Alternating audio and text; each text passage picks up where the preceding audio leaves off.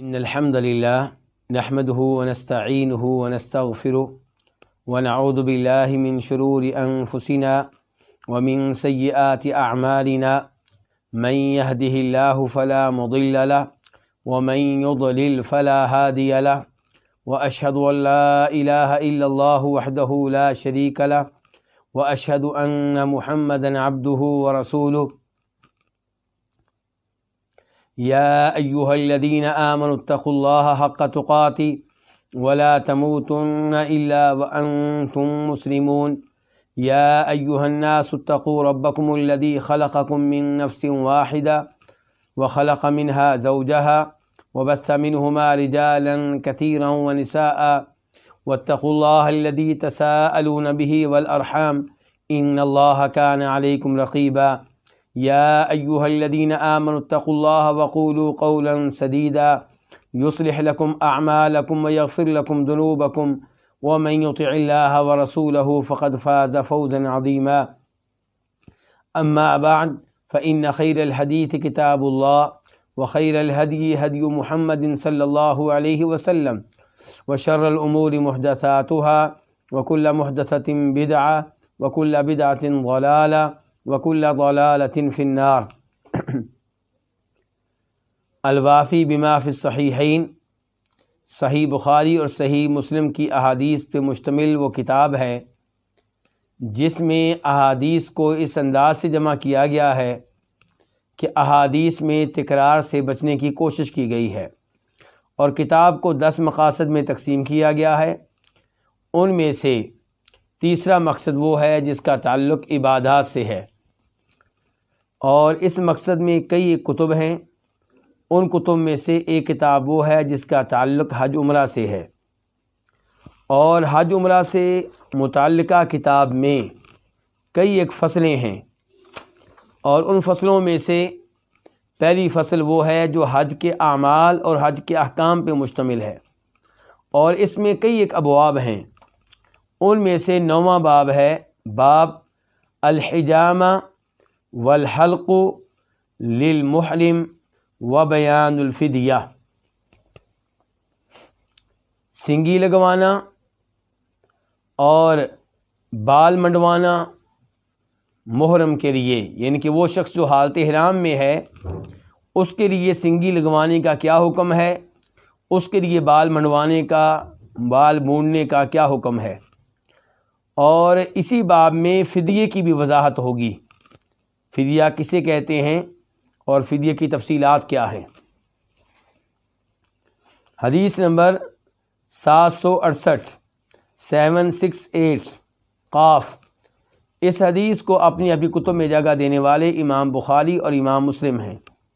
عن ابن عباس رضی اللہ عنہما قال، جناب عبداللہ ابن عباس رضی اللہ عنہما سے روایت ہے، وہ کہتے ہیں احتجم رسول اللہ صلی اللہ علیہ وسلم وہو محرم، کہ نبی علیہ الصلوۃ والسلام نے سنگی لگوائی جب کہ آپ حالت احرام میں تھے۔ آپ اس سے اندازہ لگا سکتے ہیں کہ نبی علیہ الصلوۃ والسلام کس قدر سنگی لگوانے کا اہتمام کیا کرتے تھے۔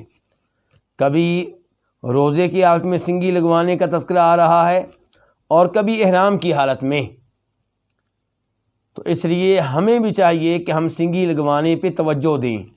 اس میں بہت زیادہ شفا ہے، اس کی وجہ سے انسان کے جسم میں جو گندا خون ہوتا ہے وہ باہر نکل جاتا ہے، اور گندے خون کے نکلنے سے انسان بہت سی بیماریوں سے محفوظ ہو جاتا ہے۔ تو بہرحال آپ نے حالت احرام میں سنگی لگوائی ہے، اور حالت احرام میں سنگی لگوائیں اور سنگی لگے سر پہ تو ظاہر ہے کہ اتنے حصے پہ بال اتریں گے، مونڈے جائیں گے اور جگہ صاف کی جائے گی۔ تو اس حدیث سے بھی پتہ چلتا ہے کہ آپ نے بال اس موقع پہ منڈوائے ہوں گے، لیکن اس سے زیادہ واضح انداز میں پتہ چلتا ہے اس حدیث سے جو بعد میں آ رہی ہے، کیونکہ یہ جو حدیث ہے یہ بہرحال جو ابھی ہم نے پڑھی ہے 768، یہ بہرحال سنگی لگوانے کا تذکرہ تو کر رہی ہے، بال مونڈنے کے معاملے میں خاموش ہے۔ اندازہ یہی ہے کہ یہاں پہ بھی یہ کام ہوا ہوگا، لیکن واضح طور پہ ایسا کوئی لفظ نہیں آیا جس سے پتہ چلے۔ لیکن وہ حدیث جو اس کے بعد میں آ رہی ہے اس میں تذکرہ آ رہا ہے کہ اگر بال مونڈ لیے جائیں تو اب کیا ہوگا. تو حدیث نمبر ہے 769 769 قاف. اس حدیث کو امام بخاری اور امام مسلم دونوں نے روایت کیا ہے. عن عبداللہ بن معقل، روایت ہے جناب عبداللہ بن معقل المزنی الکوفی سے، اور یہ صحابی نہیں ہیں بلکہ تابعی ہیں. قال، وہ کہتے ہیں قعدت الى کعب بن عجرۃ فی ھذا المسجد یعنی مسجد الکوفہ. یہ کہتے ہیں کہ میں کعب بن عجرہ کے پاس بیٹھا اس مسجد میں. اس مسجد سے مراد کون سی مسجد لے رہے تھے؟ کوفہ کی مسجد. فسألتہ عن فدیہ من صیام، تو میں نے ان سے سوال کیا روزوں کے فدیہ کے بارے میں. بلکہ اگر آپ یوں کہیں کہ فدیۃ من صیام سے مراد وہ آیت ہے جو سورہ بقرہ میں آتی ہے جس میں آتا ہے ففدیۃ من صیام، تو یہاں چونکہ فا کا تذکرہ نہیں ہے تو یوں لگتا ہے کہ جیسے یہ رمضان کے روزوں کے فدیے کے بارے میں سوال ہو. لیکن پوری حدیث پڑھیں تو پتہ چلے گا کہ یہاں پہ سوال ان روزوں کے بارے میں نہیں ہے. یہاں پہ سوال ان روزوں کے بارے میں ہے جو تب آپ پہ واجب ہوں گے جب آپ اپنے سر کے بال مونڈ لیں، اور واجب اس طرح ہوں گے کہ آپ کو چوائس دی جائے گی کہ آپ یہ کام کر لیں یا وہ کام کر لیں، اور یہ وضاحت ابھی آ رہی ہے. تو عبداللہ بن معقل المزنی کہتے ہیں کہ میں نے کعب بن عجرہ سے سوال کیا اللہ تعالیٰ کے فرمان فدیۃ من صیام ان کے بارے میں. وہ آیت کیسے ہے؟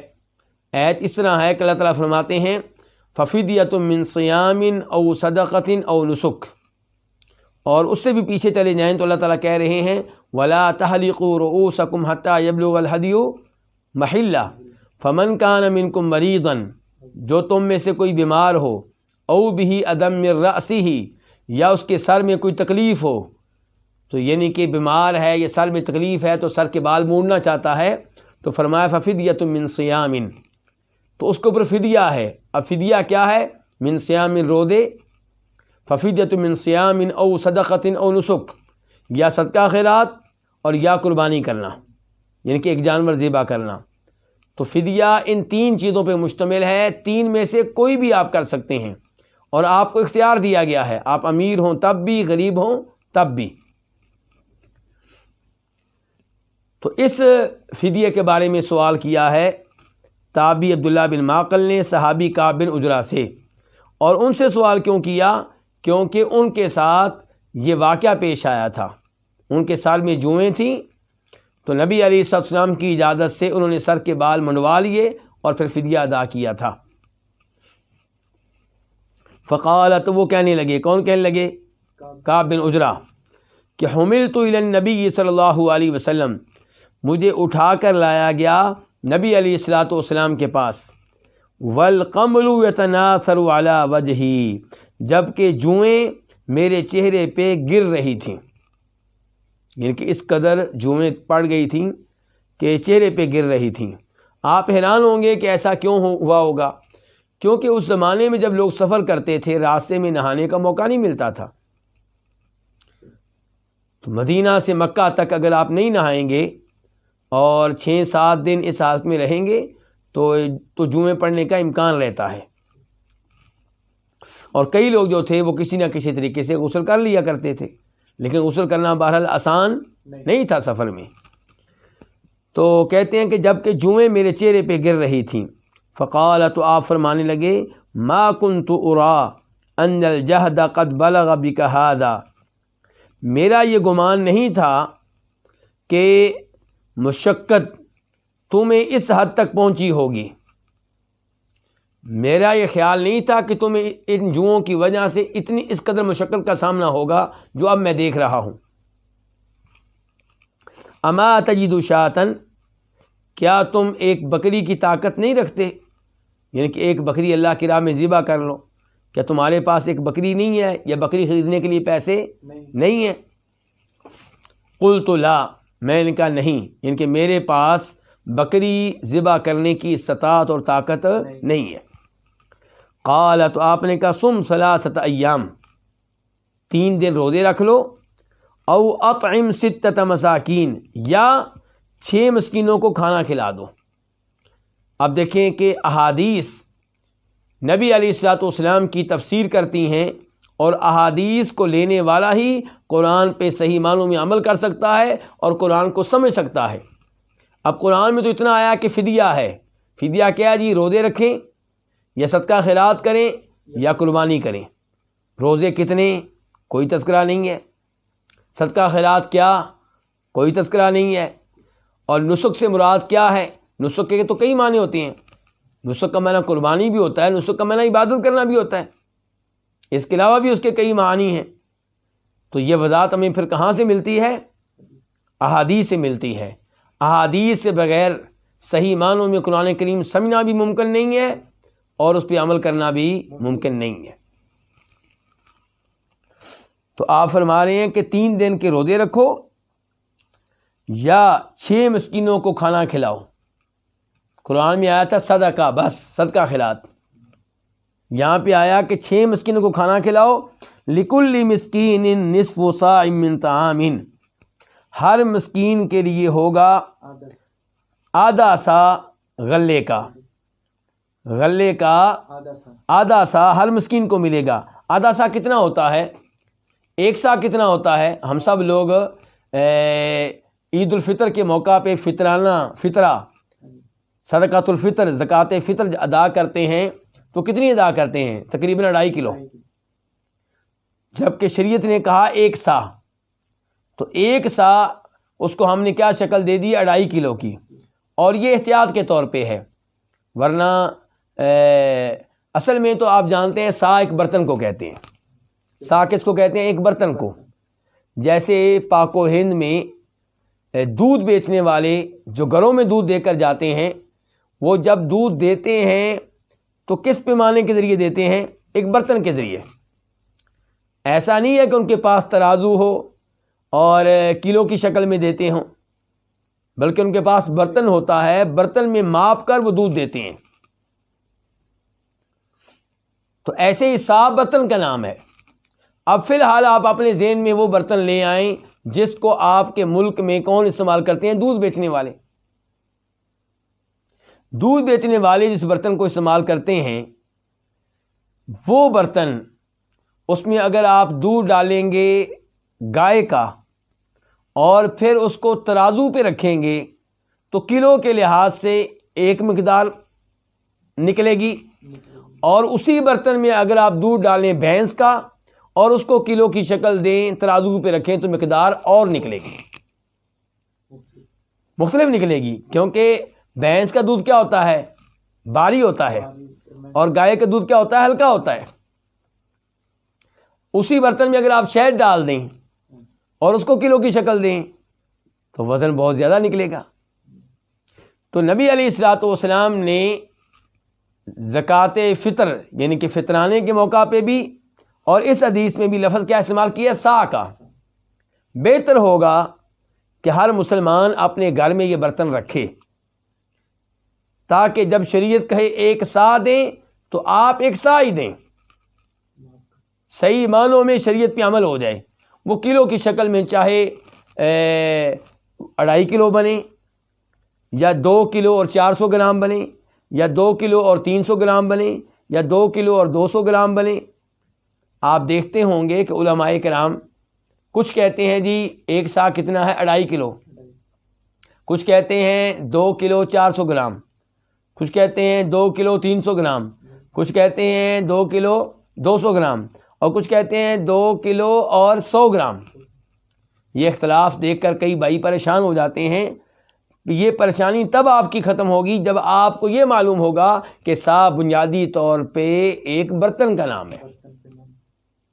اب اس میں اگر آپ گندم ڈالیں گے تو اس کا وزن اور نکلے گا، چاول ڈالیں گے تو اس کا وزن اور نکلے گا، چنے ڈالیں گے تو اس کا وزن اور نکلے گا، اور گندم بھی ایک علاقے کی ڈالیں گے تو وزن اور نکلے گا، دوسرے علاقے کی ڈالیں گے تو وزن اور نکلے گا۔ تو اس لیے جب علماء کرام کہتے ہیں 2.5 کلو تو یہ ان کا وہ اندازہ ہے جس میں کافی احتیاط ہے۔ تو یہاں پہ آپ کہہ رہے ہیں کہ 6 مسکینوں کو کھانا کھلاؤ، ہر مسکین کے لیے کیا ہوگا؟ آدھا سا، غلے کا آدھا سا ہوگا، تو آدھا سا پھر کتنا ہوا؟ 1.25 کلو، 1 کلو اور 1 پاؤ جی۔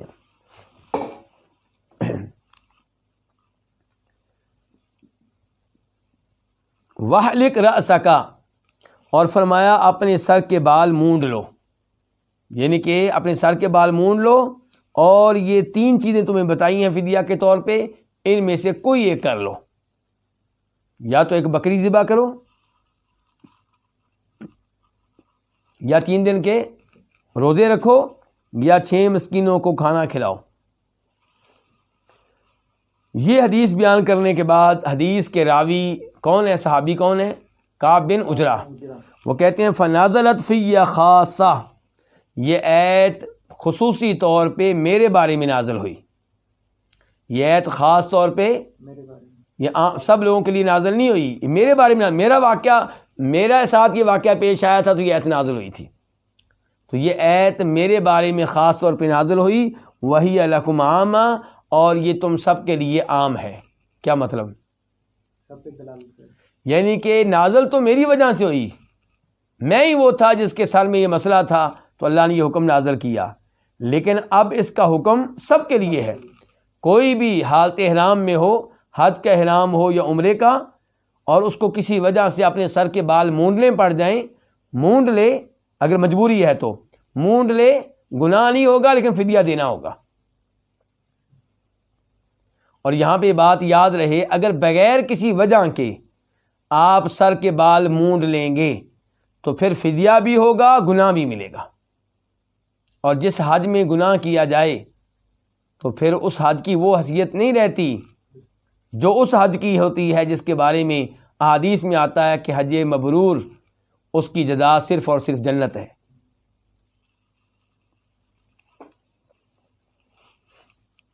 اور یہاں پہ یہ بھی بتا دوں کہ اگر کوئی غلطی سے یا مسئلہ معلوم نہ ہونے کی وجہ سے اپنا کوئی سر کا بال توڑ بیٹھے، بھول گیا تھا کہ میں حالت احرام میں ہوں، یا اس کو پتہ ہی نہیں کہ سر کے بال مونڈنے حرام ہیں، غلط ہیں حالت احرام میں، یا سویا ہوا تھا کوئی بال وہ اپنا کھینچ بیٹھا، تو اس وجہ سے اس کے اوپر فدیہ نہیں ہوگا۔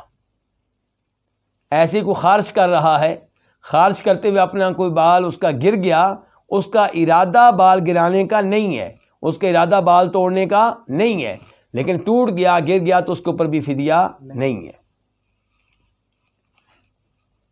اور روایت کے آخر میں بڑا اہم اصول بتا دیا ہے، کس نے؟ جناب کعب بن عجرہ نے۔ اس اصول کو علماء کرام اپنے الفاظ میں یوں ادا کرتے ہیں کہ العبرۃ بعموم اللفظ لا بخصوص السبب۔ قرآن کریم جب آپ پڑھیں اور دیکھیں کہ قرآن کریم کا کوئی لفظ عام ہے، کیا ہے؟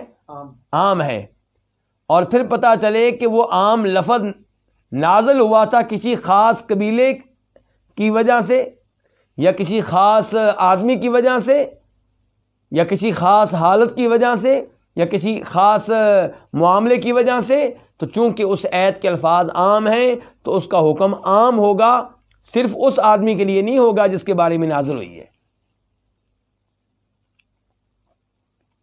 امید ہے کہ میری بات آپ یہ سمجھ چکے ہوں گے۔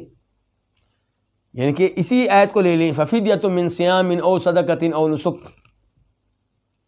آج اگر کوئی آدمی حالت احرام میں ہے، اس کے سر میں جمعیں پڑ جاتی ہیں، وہ ہمارے پاس آ کے مسئلہ پوچھتا ہے، تو ہم کہتے ہیں جی قرآن کریم میں آیا تھا کہ جس کے سر میں کوئی تکلیف ہو تو وہ کیا کرے؟ وہ سر کے بال مونڈ لے، لیکن کیا کرے؟ فدیہ ادا کرے، 3 روزے رکھے، یا 6 مسکینوں کو کھانا کھلائے، یا بکری ذبح کرے۔ تو وہاں پہ کوئی ایسا آدمی بیٹھا ہو جو قرآن کے اصولوں کو اور ضابطوں کو نہیں جانتا، وہ کہے نہ بھائی نہ، یہ آیت تو صرف کعب بن عجرہ کے بارے میں نازل ہوئی تھی، تو ہم اس سے کیا کہیں گے؟ ہم کہیں گے قرآن کے الفاظ دیکھو ذرا، اللہ تعالیٰ کہہ رہے ہیں فَمَنْ كَانَ مِنْكُمْ مَرِيضًا، جو بھی تم میں سے بیمار ہو، الفاظ عام ہے، خاص نہیں ہے، جو بھی تم میں سے کوئی بیمار ہو، او بہ عدم من راسی، یا جس کے سر میں بھی تکلیف ہو تو وہ کیا کرے، وہ سر کے بال مونڈتا ہے تو اس کے اوپر کیا ہے، فدیہ ہے۔ تو ہم کہیں گے کہ العبرۃ بعموم اللفظ، ہم اس آیت میں اعتبار کریں گے الفاظ کے عام ہونے کا، ہم اس کے نازل ہونے کے خاص سبب کا اعتبار نہیں کریں گے۔ ہم یہ نہیں دیکھیں گے کہ کس خاص آدمی کی وجہ سے یہ آیت نازل ہوئی ہے، ہم یہ دیکھیں گے کہ جب اللہ نے یہ آیت نازل کی تو یہ نہیں کہا کہ یہ حکم صرف کعب بن عجرہ کے لیے ہے، اللہ نے کہا جو بھی تم میں سے بیمار ہو۔ تو علماء تفسیر یہاں پہ پھر اصول کیا دیتے ہیں، العبرۃ بعموم اللفظ لا بخصوص السبب، کہ قرآن کریم کے الفاظ میں اعتبار ہوگا الفاظ کے عام ہونے کا، نہ کہ اس خاص سبب کا جس کی وجہ سے وہ آیت نازل ہوئی ہے۔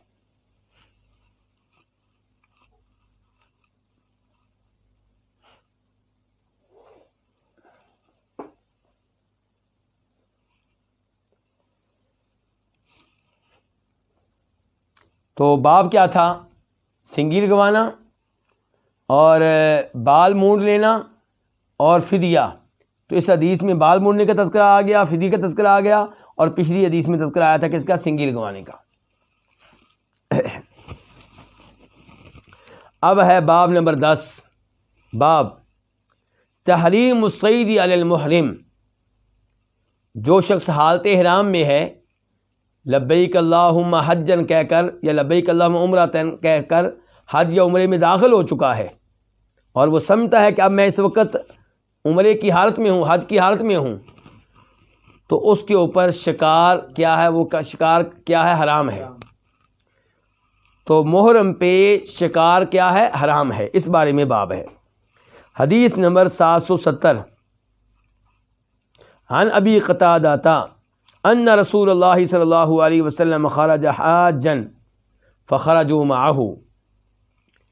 ابو قتادہ رضی اللہ تعالیٰ عنہ روایت کرتے ہیں کہ بے شک رسول اللہ صلی اللہ علیہ وسلم نکلے حاجن، بیت اللہ کا قصد کیے ہوئے۔ حاجن کا معنی میں کیا کر رہا ہوں، بیت اللہ کا قصد کیے ہوئے، کیونکہ حجہ یحجو اس لفظ کا جو معنی ہوتا ہے بنیادی طور پہ وہ کیا ہوتا ہے، قصد کرنا، ارادہ کرنا۔ اور عام طور پہ مسلمان اب لفظ حج کا استعمال کس پہ کرتے ہیں کہ آپ حج کے مہینوں میں کعبہ شریف کی زیارت کے لیے، طواف کے لیے جائیں، اور میدان عرفات میں بھی جائیں، مینا میں بھی جائیں، مزدلفہ میں بھی جائیں، طواف کریں، صفا مروہ کی سعی کریں، یہ پورے عمل کا نام کیا ہے، حج۔ لیکن حج لفظ کا جو بنیادی معنی ہے وہ کیا ہے، قصد کرنا۔ تو یہاں پہ خرج حاجن میں ہم حاج لفظ کا معنی لغوی لیں گے، شرعی نہیں لیں گے۔ لغوی معنی کیا ہے لفظ حج کا، قصد کرنا، اور شرعی معنی کیا ہے کہ حج کے مہینوں میں میقات سے نیت کرنا، احرام باندھنا، اور پھر کیا کرنا، طواف بھی کرنا، صفا مروہ کی سعی بھی کرنا، 8 تاریخ کو مینا میں جانا، 9 تاریخ کو عرفات پہ وقوف کرنا، پھر رات کو مزدلفہ میں آنا، پھر 10 تاریخ کو مینا میں آنا، کنکریاں وغیرہ مارنا، پورا حج کرنا۔ یہ کیا ہو گیا، حج کا شرعی مفہوم، حج کا شرعی معنی۔ اور ایک ہے حج کا لغوی معنی، عربی لغت کے لحاظ سے وہ کیا، قصد کرنا۔ تو اب یہاں اصول یہ ہوا کرتا ہے، ضابطہ، کہ اگر ایک لفظ میں جو قرآن میں آیا یا حدیث میں آیا ہے آپ کو اشکال ہو رہا ہے کہ آپ یہاں پہ اس لفظ کا لغوی معنی لیں گے یا شرعی معنی لیں گے، تو قانون یہ ہے، ضابطہ یہ ہے کہ شرعی معنی لیا جائے گا، کیونکہ قرآن شریعت کا نام ہے، حدیث شریعت کا نام ہے۔ قرآن ہمیں شریعت سکھا رہا ہے، عربی لغت نہیں سکھا رہا۔ حدیث ہمیں شریعت سکھا رہی ہے، عربی لغت نہیں سکھا رہی۔ تو پھر ہم کون سا معنی لیں گے، شرعی۔ لیکن اگر کوئی قرینہ ہو، کوئی دلیل ہو، کوئی وجہ ہو، کوئی سبب ہو، تو پھر ہم وہاں پہ لغوی معنی مراد لیں گے، شرعی نہیں لیں گے۔ جب کوئی دلیل نہیں ہوگی، کوئی قرینہ نہیں ہوگا، تو پھر کون سا معنی مراد لیا جائے گا، شرعی۔ لیکن جب کوئی قرینہ مل جائے، کوئی وجہ ہو وہاں پہ، تو پھر کون سا معنی لیا جائے گا، لغوی معنی لیا جائے گا۔ تو یہاں پہ حاج کا معنی ہم کیا لے رہے ہیں، پھر لغوی معنی۔ وجہ یہ ہے کہ پورا واقعہ جب آپ پڑھیں گے اور اس کی دیگر احادیث پہ غور کریں گے تو آپ کو پتہ چلے گا کہ اس حدیث میں جس سفر کا تذکرہ ہو رہا ہے وہ حج کا سفر نہیں ہے، وہ عمرے کا سفر ہے۔ وہ کون سا سفر ہے، عمرے کا، اور یہ وہ موقع ہے جب آپ حدیبیہ میں ٹھہرے تھے، جب آپ کو مکہ میں داخل ہونے کی اجازت نہیں ملی تھی، 1400 صحابہ کرام کے ساتھ آپ عمرے کے لیے گئے تھے. تو اس لیے حاجن کا معنی پھر ہم کیا کریں گے؟ لغوی معنی کہ رسول اللہ صلی اللہ علیہ وسلم نکلے حاجن، بیت اللہ کا قصد کیے ہوئے، بیت اللہ کا، اور یہ قصد عمرے کا تھا کہ حج کا؟ عمرے کا. فخرجوا معه، تو وہ بھی آپ کے ساتھ نکلے. وہ کون؟ صحابہ کرام. فصرف طائفة منهم فیہم ابو قتادہ، تو آپ نے ان میں سے ایک گروہ کو، کن میں سے؟ صحابہ کرام میں سے. صحابہ کرام میں سے ایک گروہ کو کسی اور طرف بھیج دیا. ان میں ابو قتادہ بھی تھے. صحابہ کرام کا ایک گروپ آپ نے اپنے راستے سے ہٹا کے کسی اور راستے کی طرف، کسی اور روڈ کی طرف بھیج دیا،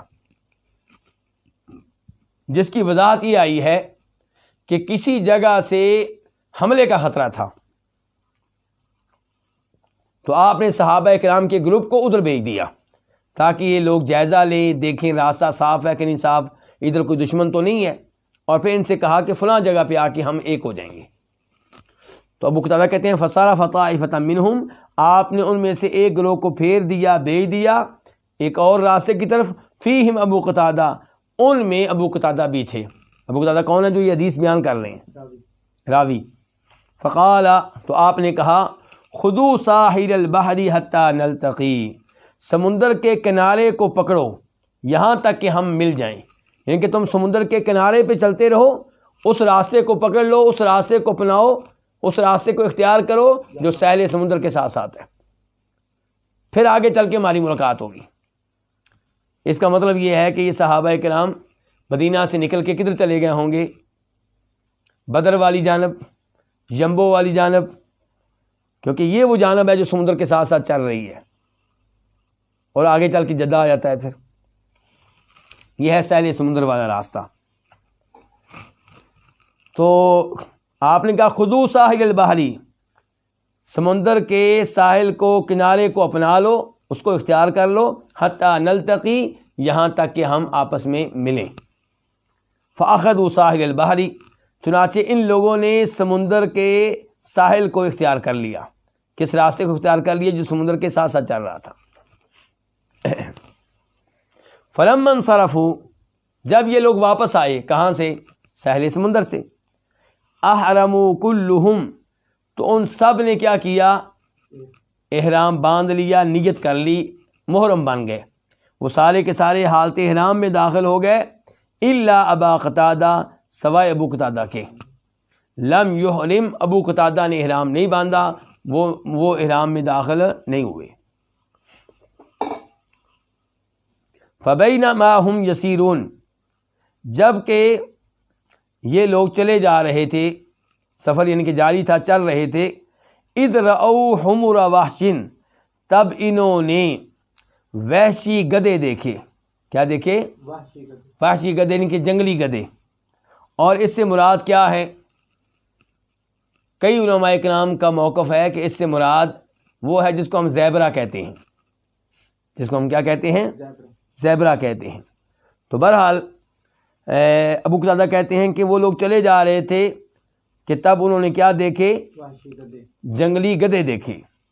ایک ہوتے ہیں گھریلو گدے، جو ہم اپنے گھروں میں جس کو پالتے ہیں، اپنے گاؤں میں اپنے ساتھ رکھتے ہیں، اپنے محلے میں اپنے ساتھ رکھتے ہیں. اور ایک ہوتے ہیں وہ گدے جو جنگلوں میں رہتے ہیں، وہ آبادی میں نہیں رہتے. تو یہ مراد ہے کہ تب انہوں نے کیا دیکھے؟ جنگلی گدے. اور گھریلو گدے جو ہیں ان کا گوشت کھانا، ان کو ذبح کر کے گوشت کھانا حلال ہے کہ حرام؟ حرام ہے. اور یہ جو جنگلی گدے ہیں یہ حلال ہیں.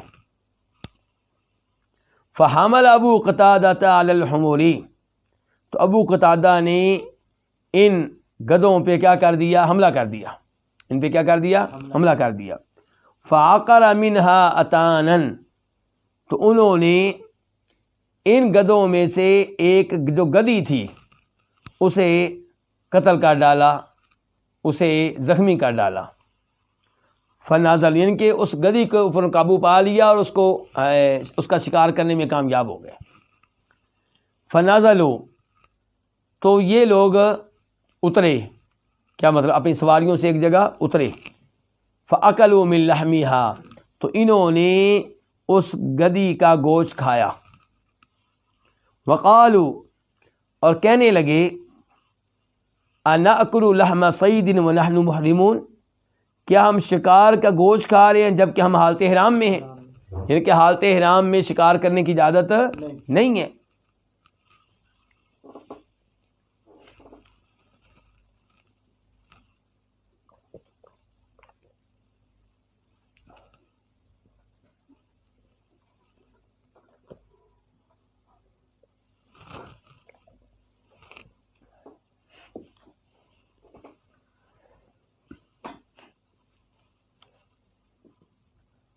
تو کہنے لگے أَنَأْكُلُ لَحْمَ صَيْدٍ وَنَحْنُ مُحْرِمُونَ، کیا ہم شکار کا گوشت کھائیں، کیا ہم شکار کا گوشت کھا رہے ہیں جبکہ ہم حالت احرام میں ہیں. فَحَمَلْنَا مَا بَقِيَ مِن لَحْمِ الْأَتَانِ، تو اس گدی کے گوشت میں سے جو باقی رہ گیا تھا وہ ہم نے ساتھ لے لیا، اٹھا لیا. فَلَمَّا أَتَوْا رسول اللہ صلی اللہ علیہ وسلم، جب یہ لوگ پہنچے اللہ کے رسول علیہ السلام کے پاس، قالوا، تو انہوں نے کہا یا رسول اللہ، اے اللہ کے رسول، انا کننا احرمنا، بے شک ہم احرام میں داخل ہو گئے تھے، ہم نے عمرے کی نیت کر لی تھی.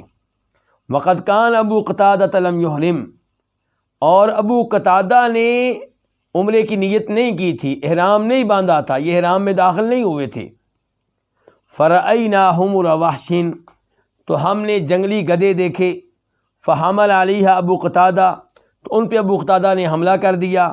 فعقر منہا اتانا، تو ان میں سے ایک گدی کو شکار کر لیا، اسے ہلاک کر لیا.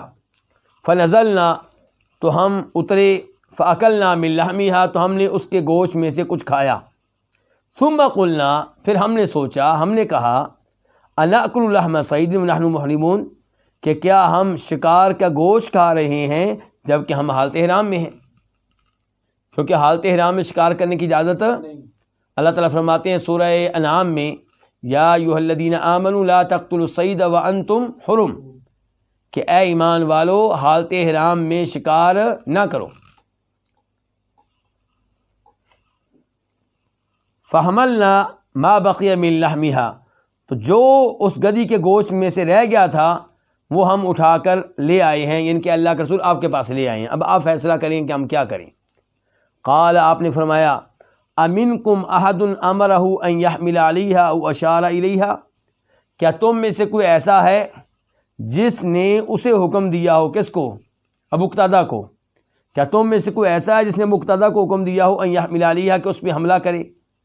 او اشار الیہا، یا اس کی طرف کوئی اشارہ کیا ہو. کس کی طرف؟ اس گدی کی طرف. گدی کی طرف اشارہ کر کے کہا ابو قتادہ وہ دیکھو، اشارہ کر کے کہا ہو. قالوا لا، تو انہوں نے کہا نہیں، نہ ہم نے کہا کہ یہ حملہ کریں، یہ شکار کریں، نہ ہم نے مشورہ دیا، نہ ہم نے کوئی اشارہ کیا.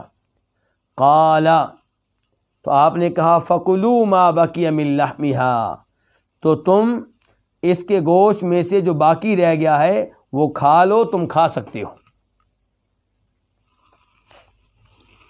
اس حدیث سے کیا پتہ چلا کہ حالت احرام میں شکار جائز نہیں ہے.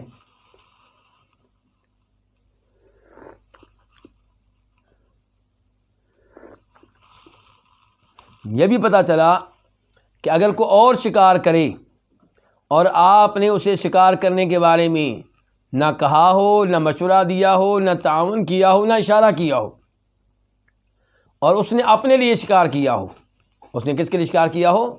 اپنے لیے. شکار کرنے کے بعد اس میں سے کچھ حصہ آپ کو بھی دے دیتا ہے تو آپ کھا سکتے ہیں. لیکن اگر آپ نے تعاون کیا، اشارہ کیا، مشورہ دیا، تو پھر یہ آپ کا عمل درست نہیں ہے.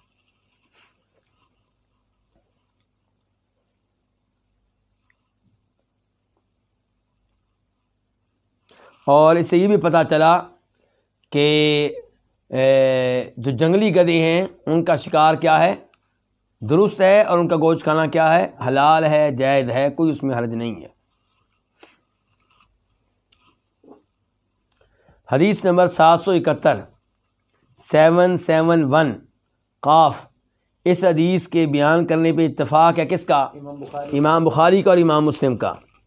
عن صعب بن جثامۃ اللیثی، روایت ہے جناب صعب بن جثامہ لیثی رضی اللہ تعالیٰ عنہ سے کہ انہ اہدی لرسول اللہ صلی اللہ علیہ وسلم حمارا وحشیہ، کہ انہوں نے نبی علیہ الصلوۃ والسلام کو ہدیے کے طور پہ دیا، گفٹ کے طور پہ دیا ایک جنگلی گدھا۔ وہو بالابواء، جب کہ آپ مقام ابواء پہ تھے یا مقام ودان پہ تھے۔ مکہ و مدینہ کے درمیان یہ دو مقامات ہیں۔ جسامہ، اصحاب بن جسامہ کہتے ہیں یا آپ ابواء مقام پہ تھے یا ودان مقام پہ تھے کہ میں نے آپ کو کیا دیا؟ جنگلی گدھا دیا، یعنی کہ اس کا گوشت دیا ہوگا۔ فردہ علیہ، تو آپ نے اسے ردہ اسے، یعنی کہ اس جنگلی گدھے کو لٹا دیا، علیہ ان پہ، یعنی کہ ان کو واپس کر دیا، قبول نہیں کیا آپ نے یہ ہدیہ۔ فلما رأى ما فی وجہہ، جب آپ علیہ الصلوۃ والسلام نے دیکھا جو اس کے چہرے میں ہے، یعنی کہ اس کے چہرے پہ آپ نے ناراضگی دیکھی، پریشانی دیکھی، غم دیکھا کہ اللہ کے رسول نے میرا ہدیہ قبول نہیں کیا، واپس کر دیا ہے، تو قال، تب آپ نے فرمایا، وضاحت فرمائی، انا لم نردہ علیک، ہم نے اسے تمہارے اوپر رد نہیں کیا، تمہیں واپس نہیں کیا، مگر اس لیے کہ ہم حالت احرام میں ہیں۔ یعنی کہ ہدیہ واپس کرنے کا اس کے علاوہ کوئی مقصد نہیں ہے کہ ہم حالت احرام میں ہیں اور تم نے اس کا شکار ہماری خاطر کیا ہے تو یہ اب ہمارے لیے جائز نہیں ہے۔ اگر تم اس کا شکار کرتے اپنے لیے پھر ہمیں کچھ دے دیتے تو جائز تھا، تم نے اس کا شکار کیا ہمارے لیے تو ہمارے لیے اب اس کا گوشت کھانا جائز نہیں ہے، اس لیے میں نے تمہارا ہدیہ ریجیکٹ کر دیا ہے۔ یہ جو حدیث ابھی ہم نے پڑھی ہے 771، اس کا تعلق حج والے سفر سے ہے، اور جو پہلے پڑھی تھی اس کا تعلق کس سے تھا؟ حدیبیہ والے عمرے سے اس کا تعلق تھا۔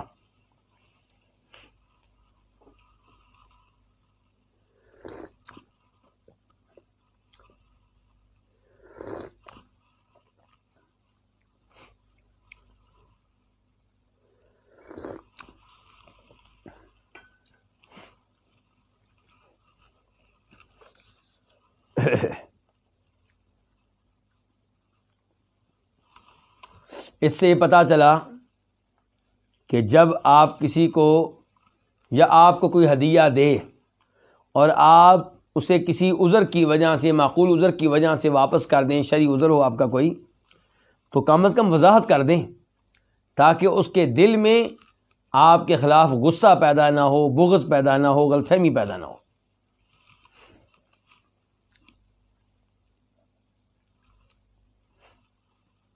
اور یہیں سے مجھے یاد آیا کہ کسی بھائی نے سوال بھیجا ہوا تھا کہ جو روزے کی حالت میں ہو اس کو دعوت ملے تو اس کے لیے افضل کیا ہے؟ کیا افضل یہ ہے کہ وہ کہہ دے کہ میں روزے کی حالت میں ہوں، معذرت چاہتا ہوں، یا افضل یہ ہے کہ وہ روزہ توڑ دے، یا افضل یہ ہے کہ وہاں پہ چلا جائے اور کھانا کھائے بغیر آ جائے اور ان کو بتا دے کہ میں روزے کی حالت میں ہوں؟ کیا کرے؟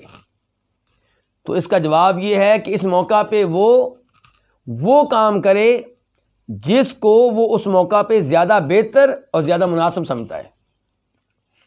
مثال کے طور پہ اگر وہ دیکھتا ہے کہ میں نے دعوت قبول کرنے سے انکار کیا تو یہ آدمی رشتہ داری توڑ دے گا، میرا بائیکاٹ کرے گا، فتنہ و فساد واقع ہوگا، تو پھر روزہ توڑ کے اس کی دعوت قبول کر لیں۔ اور اگر لگے کہ آدمی سمجھدار ہے، اس کو روزے کا عذر بتاؤں گا تو بڑی خوشی سے میرے عذر کو قبول کرے گا، تو پھر آپ روزہ رکھ لیں، پھر آپ کے لیے بہتر یہ ہے کہ روزہ رکھ لیں آپ۔ اب 11واں باب کیا؟ باب احکام الہدی، قربانی کے احکام۔ ہدی کس کو کہتے ہیں؟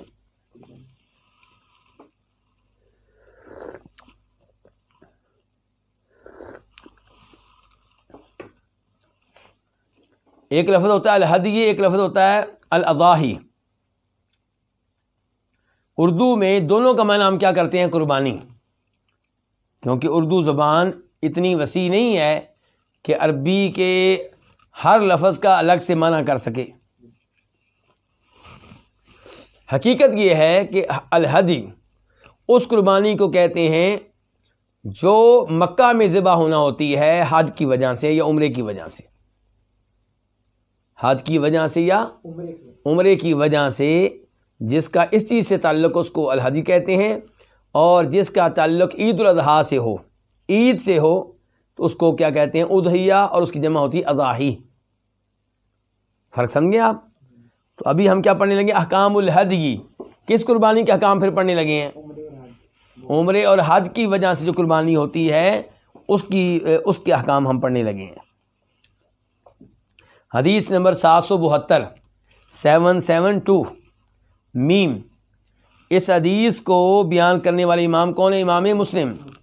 عن ابن عباس رضی اللہ عنہما قال، جناب عبداللہ ابن عباس رضی اللہ عنہما سے روایت ہے، وہ کہتے ہیں صلی رسول اللہ صلی اللہ علیہ وسلم الظہر بذی الحلیفہ، نبی علیہ الصلوۃ والسلام نے ظہر کی نماز پڑھائی مقام ذوالحلیفہ پہ، جو میقات ہے مدینہ والوں کا، وہاں پہ آپ نے کون سی نماز پڑھائی؟ ظہر کی۔ ثم دعا بناقتہ، پھر آپ نے طلب کیا کس کو؟ اپنی اونٹنی کو۔ فاشعرها، تو اسے علامت لگائی، اسے نشان لگایا۔ کیا نشان لگایا؟ یہ بلکہ تھوڑی سی وضاحت آ گئی ہے۔ فاشعرها، تو آپ نے اسے نشان لگایا، فی صفحۃ سنامہ الایمن، اس کے کوہان کی دائیں جانب میں، اس کے کوہان کی دائیں جانب میں آپ نے کیا کیا؟ نشان لگایا۔ یعنی کہ وہاں پہ آپ نے چھری استعمال کی یا کوئی چیز استعمال کی جس سے تھوڑا سا خون نکل آئے۔ تو یہ نشان ہوا کرتا تھا کس بات کا؟ کہ یہ جانور مکہ کے لیے خاص ہے، حج کے لیے خاص ہے، عمرے کے لیے خاص ہے۔ اگر راستے میں کسی کو ملے تو اس کو ذبح کر کے نہ کھائے، اس پہ قبضہ نہ کرے، یہ اللہ کے لیے وقف ہو چکا ہے، اس نے مکہ جانا ہے، اس کو مکہ جانے دیا جائے۔ تو یہ تھوڑا سا زخم کر کے نشان لگانے کا جو مقصد تھا وہ یہ تھا کہ یہ خون نشانی ہوگی، علامت ہوگی کہ یہ جانور برائے مکہ، برائے حج و عمرہ ہے۔ فاشعرها، تو آپ نے اس اونٹنی پہ علامت لگائی، فی صفحۃ سنامہ الایمن، اس کے کوہان کی دائیں جانب میں۔ وسلت الدم، اور آپ نے خون کو صاف کر دیا، خون کو صاف کر دیا۔ وقلدها نعلین، اور آپ نے اس کے گلے میں 2 جوتے لٹکا دیے۔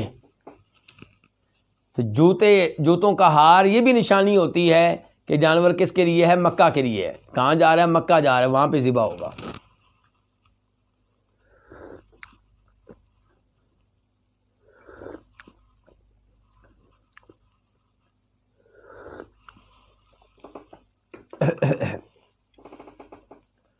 ثم رکب راحلتہ، پھر آپ سوار ہوئے کس پہ؟ اپنی سواری پہ، جس کا نام کیا ہے؟ قصوہ۔ آپ کی جو قصوہ اونٹنی تھی اس پہ آپ سوار ہوئے۔ فلما استوت بہ علی البیداء، جب وہ آپ کو لے کر بیداء پہ چڑھ گئی، بیداء ایک اونچی جگہ کا نام ہے، جب وہ آپ کو لے کر بیداء پہ، مقام میں بیداء پہ چڑھ گئی، تو احل بالحج، تو آپ نے وہاں پہ کیا کیا؟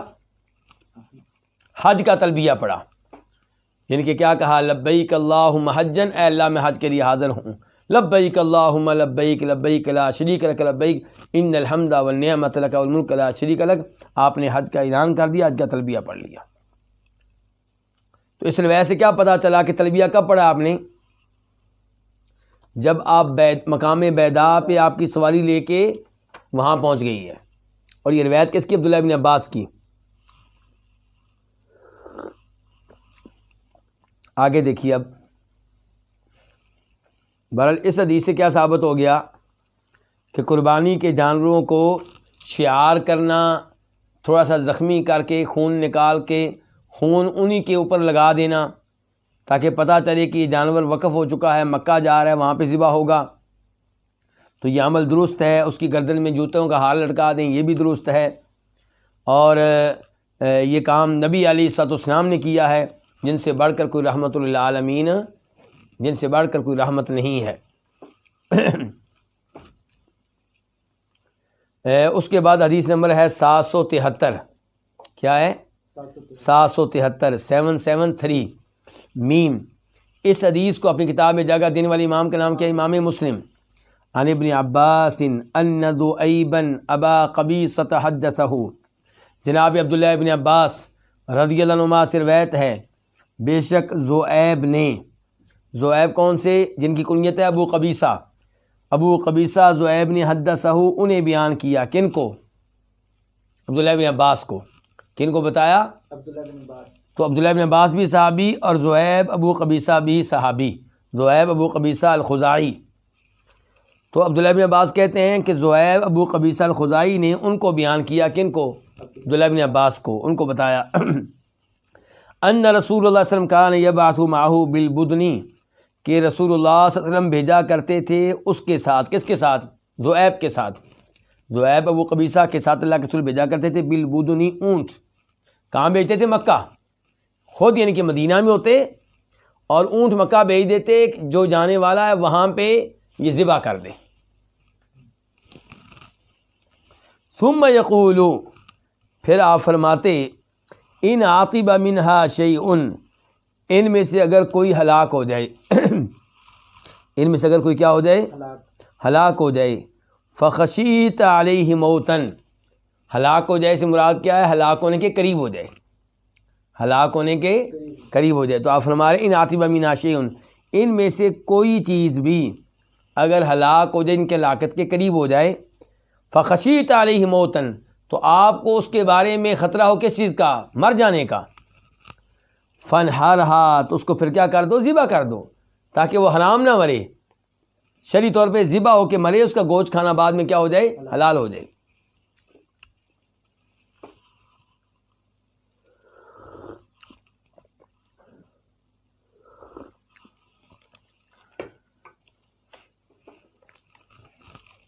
تو فرمایا فخشیت علیہ موتن، آپ کو خطرہ ہو اس کے بارے میں کس کا؟ مر جانے کا.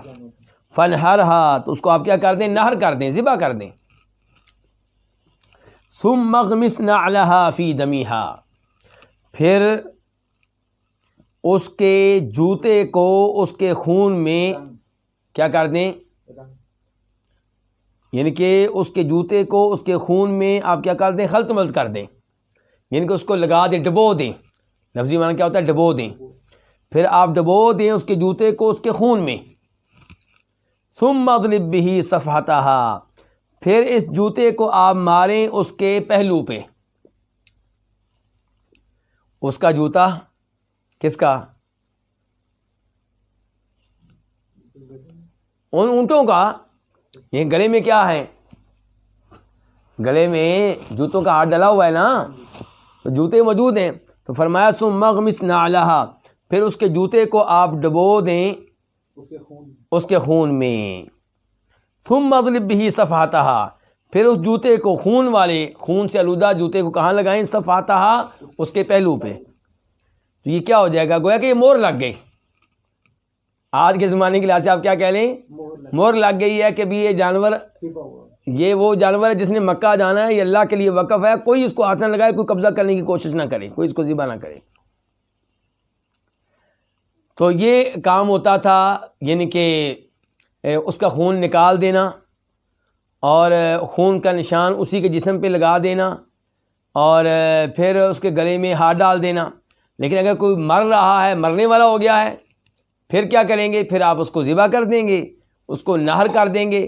لفظ ویسے نہر کا آیا، نہر اور ذبح میں فرق ہوتا ہے. نہر کا مطلب ہوتا ہے کہ اونٹ کھڑا ہوگا، بیٹھا نہیں ہوگا. کیا ہوگا؟ کھڑا ہوگا. تو آپ نیزہ وغیرہ کہاں ماریں گے؟ اس کی گردن کے قریب جو گڑھا ہوتا ہے وہاں پہ ماریں گے. اور اس حال میں کہ اس کی اکثر ٹانگیں کیا ہوں گی؟ بندھی ہوئی ہوں گی. یعنی کہ وہ بندھا ہوا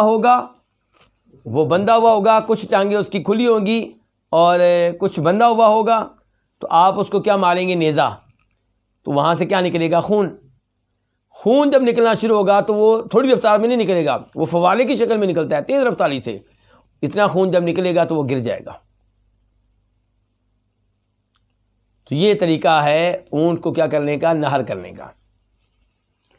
تو بہرحال اگر آپ یہ طریقہ استعمال نہ کر سکیں کسی وجہ سے اور چھری سے اس کو لٹا کر ذبح کر دیں تو انشاءاللہ شرعی طور پہ وہ بھی درست ہوگا. یہ نہیں ہوگا کہ ہم کہیں گے کہ وہ مردار ہے یا حرام، ایسی بات نہیں ہے. تو فرمایا کہ اگر آپ اس جانور سے ڈرتے ہیں کہ مرنے والا ہے تو آپ اس کو ذبح کر دیتے ہیں، نہر کر دیتے ہیں، تو آپ اس کے جوتے کو اس کے خون میں بھگو دیں، پھر اس جوتے کو اس کے پہلو پہ لگا دیں. اب کیا فائدہ ہوگا؟ پتہ چلے گا کہ یہ وہ جانور ہے جو اللہ کی راہ میں تھا اور اب اس کو ذبح کر دیا گیا ہے، لیکن یہ کس کی راہ میں تھا؟ اللہ کی راہ میں تھا، اللہ کے لیے وقف تھا. تو فرمایا ولا تطعمها انت، نہ آپ اس کو کھائیں، ولا احد من اہل رفقتک، اور نہ تمہارے ساتھیوں میں سے کوئی کھائے. یہ کس کو کہہ رہے ہیں آپ؟ ذؤیب ابو قبیصہ سے، جس کے ہاتھ میں آپ یہ اونٹ کہاں بھیجا کرتے تھے؟ مکہ. تو ان کو کہا کہ جب کوئی مرنے والا ہو جائے تو اس کو ذبح کر دینا ہے اور اس کا جوتا لے کے اس کو اس کے خون میں بھگو کر اس کے پہلو پہ علامت لگا دینی ہے، مہر لگا دینی ہے. اس کا مطلب یہ ہوگا کہ وہ لوگ اس کا گوشت نہ کھائیں جو امیر ہیں، وہ لوگ اس کا گوشت نہ کھائیں جو کیا ہے؟ امیر ہیں. یہ حکمت لکھی ہے علماء کرام نے، واللہ تعالی اعلم. بہرحال یہ لکھا ہے انہوں نے کہ نشانی لگا دی جائے گی اور امیر لوگ نہ کھائیں. اور یہاں پہ اللہ کے رسول ان سے کہہ رہے ہیں جو یہ اونٹ لے کر جا رہے ہیں، نہ آپ کھائیں گے نہ آپ کے ساتھی کھائیں گے.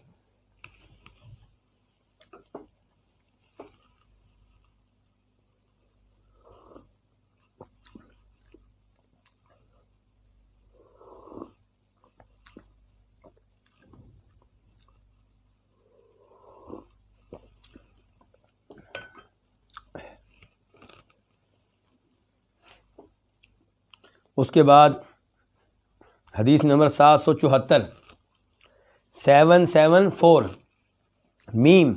اس حدیث کو روایت کرنے والے امام کون ہے؟ امام مسلم. عن ابی الزبیر قال سمعت جابر بن عبد اللہ، ابو زبیر سے روایت ہے، وہ کہتے ہیں کہ میں نے جابر بن عبداللہ سے سنا. سئیلا، ان سے سوال ہوا، عن رکوب الہدی، کس کے بارے میں؟ قربانی کے حج عمرے والی قربانی کے جانوروں پہ سوار ہونے کے بارے میں.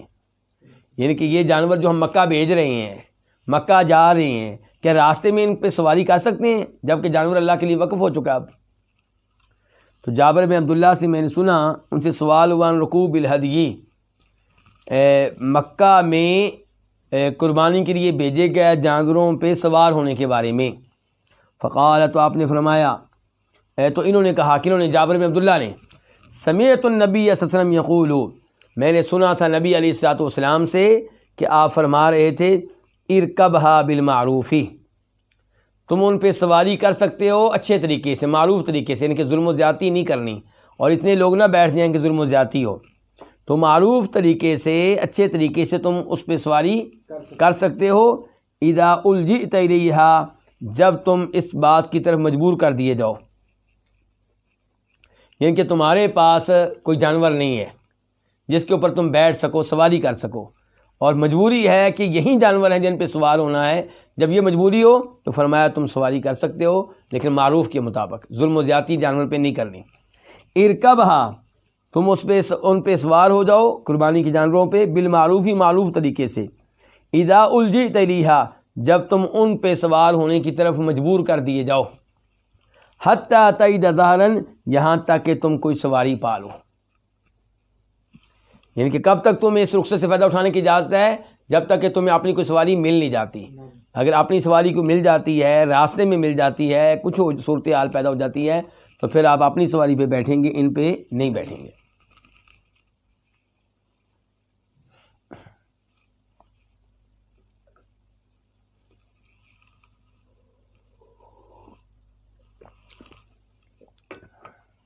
تو یہ احکام تھے کس کے؟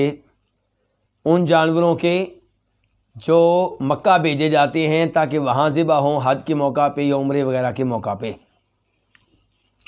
اب ہم آتے ہیں باب نمبر 12 کی طرف، باب الاحلال، اور بریکٹ میں لکھا ہوا ہے کتاب کے مؤلف نے الاحرام. کیا مطلب؟ الاحلال سے مراد احرام، یعنی کہ حج عمرے کی نیت کرنا، یعنی کہ تلبیہ پڑھ کے حج عمرے میں داخل ہو جانا. اس کے بارے میں یہ باب ہے. حدیث نمبر 775 خا. اس حدیث کو روایت کرنے والے کون ہیں؟ امام بخاری. عن جابر بن عبداللہ، روایت ہے جناب جابر بن عبداللہ رضی اللہ عنہما سے جو کہ انصاری ہیں، ان احلال رسول اللہ صلی اللہ علیہ وسلم من ذی الحلیفۃ حین استوت بہ راحلتہ، بے شک نبی علیہ الصلوۃ والسلام کا تلبیہ پڑھنا مقام ذی الحلیفہ سے، آپ کا مقام ذی الحلیفہ سے تلبیہ پڑھنا کب تھا، کس موقع پہ تھا؟ یعنی کہ آپ جب وہاں پہنچے تو آپ نے کب تلبیہ پڑھا؟ تو یہ کہتے ہیں جابر بن عبداللہ کہ بے شک رسول اللہ صلی اللہ علیہ وسلم کا مقام ذی الحلیفہ سے تلبیہ پڑھنا ہینا اس وقت تھا، استوت بھی راحلتہ، جب آپ کی سواری آپ کو لے کر سیدھی کھڑی ہو گئی. اور حدیث نمبر 772 میں کیا آیا تھا؟ اس میں عبداللہ بن عباس کہہ رہے تھے 772 کے آخر میں کہ آپ اپنی سواری پہ بیٹھ گئے، جب آپ کی سواری آپ کو لے کر بیدا مقام پہ چڑھ گئی تب آپ نے حج کا تلبیہ کہا تھا. کس کا تلبیہ کہا تھا؟ حج کا. اور یہاں پہ جابر بن عبداللہ کیا کہہ رہے ہیں کہ اللہ کے رسول علیہ السلام کا مقام ذی الحلیفہ سے تلبیہ پڑھنا اس وقت تھا جس وقت آپ کی سواری آپ کو لے کر سیدھی کھڑی ہو گئی. آپ کو لے کر سیدھی کیا ہو گئی؟ کھڑی ہو گئی. اب ان دو حدیثوں میں ہم تطبیق کیسے دیں؟ حدیث نمبر 775 جو بھی پڑھ رہے ہیں 775 یہ بتا رہی ہے کہ جب اللہ کے رسول اپنی سواری پہ بیٹھ گیا اور وہ آپ کو لے کے صحیح کھڑی ہو گئی تو آپ نے تلبیہ پڑھ ڈالا. اور حدیث نمبر 772 میں عبداللہ بن عباس جو کچھ کہتے ہیں اس سے یوں لگتا ہے کہ اللہ کے رسول علیہ السلام نے تب تلبیہ پڑھا تھا جب آپ مقام بیدا پہ چڑھ چکے تھے. یہ کہ اس حدیث کا مطلب ہوگا تھوڑا سا لیٹ آپ نے تلبیہ پڑھا، اور یہ حدیث جو ابھی ہم نے پڑھ رہے ہیں اس کا مطلب ہوگا کہ جلدی آپ نے تلبیہ پڑھ لیا. تو علماء کرام کہتے ہیں دونوں میں کوئی تعارض نہیں ہے، دونوں میں کوئی ٹکراؤ نہیں ہے، دونوں میں کوئی تناقض نہیں ہے. جس صحابی نے جو دیکھا بیان کر دیا. اس کا مطلب یہ ہے کہ آپ نے تلبیہ پڑھ لیا تھا سواری کے کھڑے ہوتے ہی، جو ہی سواری آپ کی سیدھی کھڑی ہو گئی تو آپ نے تلبیہ پڑھ لیا، چل پڑے. مقام بیدا پہ بھی آپ تلبیہ پڑھ رہے تھے، جس نے وہاں پہ سنا اس نے سمجھا شاید اللہ کے رسول نے ابھی شروع کیا، پہلے شروع نہیں کیا. تو دونوں اپنے اپنے علم کے مطابق کیا کہہ رہے ہیں؟ درست کہہ رہے ہیں، صحیح کہہ رہے ہیں.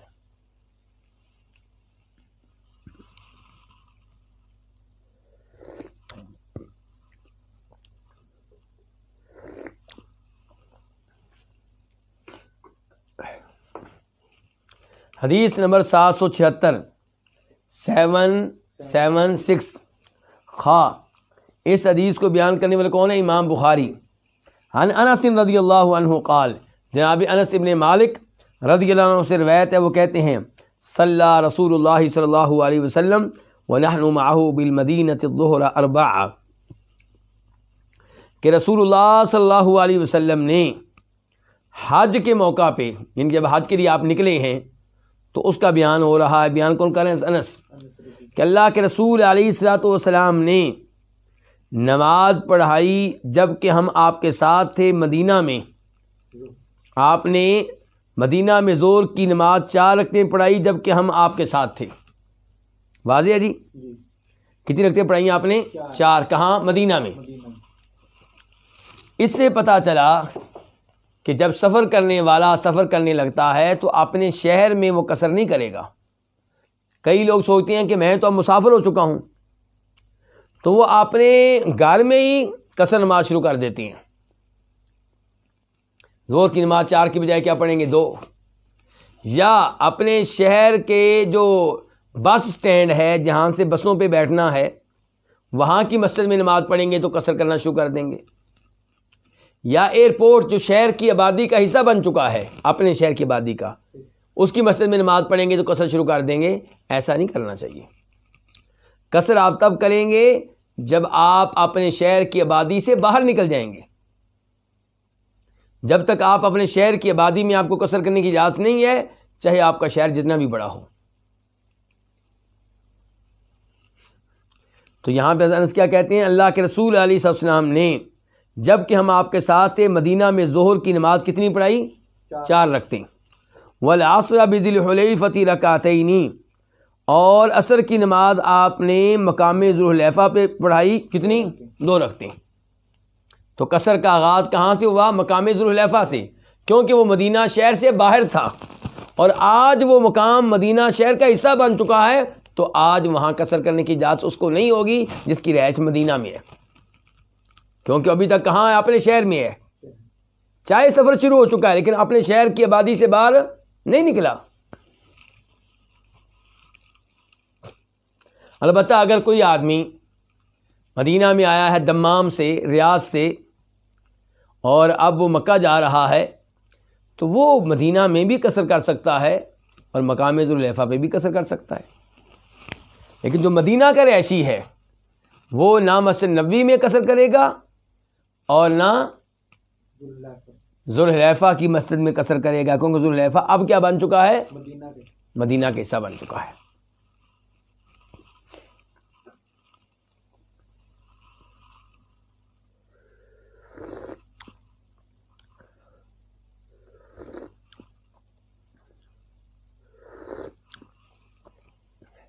یہیں سے مجھے وہ اصول یاد آ گیا جو علماء کرام بیان کرتے ہیں نبی علیہ الصلوۃ والسلام کی اتباع کے سلسلے میں، کہ آپ کی اتباع کیسے کرنی ہے، آپ کی پیروی کیسے کرنی ہے۔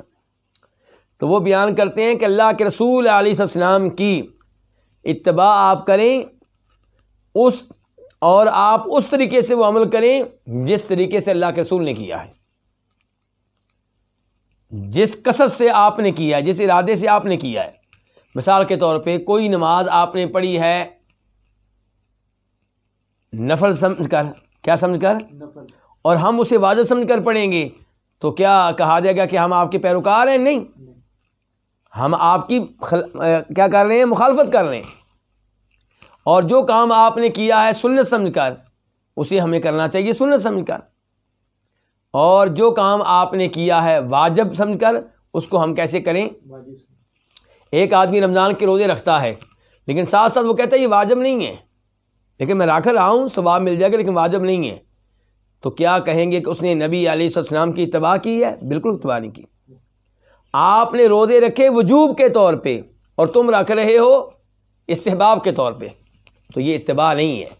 تو مقام ذوالحلیفہ پہ آپ نے نماز پڑھی ہے 2 رکعتیں قصر پڑھی ہے، کیونکہ آپ کیا تھے؟ مسافر تھے۔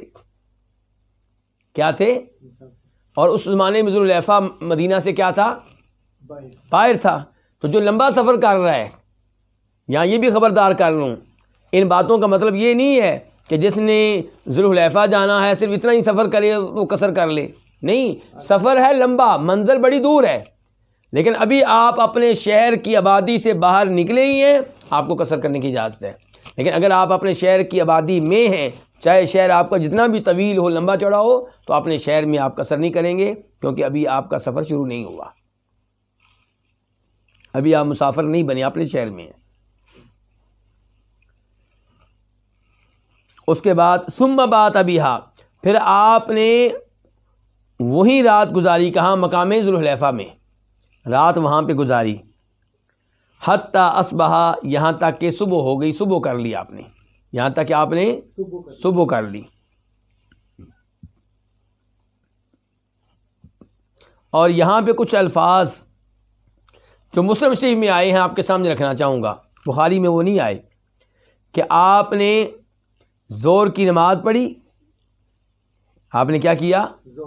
ظہر کی نماز پڑھی، اور پھر آپ نے اپنی اونٹنی کو طلب کیا اور اس پہ نشانی لگائی، علامت لگائی، یہ کیسے؟ خون نکال کے، اور یعنی کہ خون نکالا جس سے پتہ چل گیا کہ یہ جانور جو ہے کس کے لیے ہے؟ مکہ کے لیے ہے، حج عمرے کے لیے، اللہ کے لیے ہے۔ تو یہاں پہ کیا کہہ رہے ہیں حضرت انس کہ آپ نے وہاں پہ رات گزاری حتیٰ کہ آپ نے صبح کر لی، ثم رکبا، پھر آپ سوار ہوئے کس پہ؟ اپنی سواری پہ، حتی استوت بہ علی البیداء، یہاں تک کہ وہ آپ کو لے کر بیدا پہ چڑھ گئی، آپ کو لے کر کہاں پہ چڑھ گئی؟ مقام بیدا پہ چڑھ گئی۔ حمد اللہ، تو آپ نے تب کیا کیا؟ اللہ کی حمد و ثنا بیان کی، اللہ کی تعریفیں بیان کی. وسبح، اور آپ نے کیا کیا؟ اللہ کی تسبیح بیان کی، سبحان اللہ کہا. وکبر، اور آپ نے اللہ کی کبریائی بیان کی، بڑائی بیان کی، کیا کہا؟ اللہ اکبر. تو گویا کہ آپ نے اس وقت الحمدللہ بھی کہا، سبحان اللہ بھی کہا، اللہ اکبر بھی کہا. ثم حل بحج و عمرہ، پھر آپ نے حج اور عمرے کا تلبیہ پڑھا. حج اور عمرے کا کیا کیا آپ نے؟ تلبیہ پڑھا. تو اس ویسے ہی پتہ چلا کہاں پہ پڑھا ہے؟ مقام بیدا پہ. لیکن پہلے وضاحت ہو چکی ہے، جس نے جو دیکھا وہ بیان کر دیا، جس نے جو دیکھا وہ بیان کر دیا.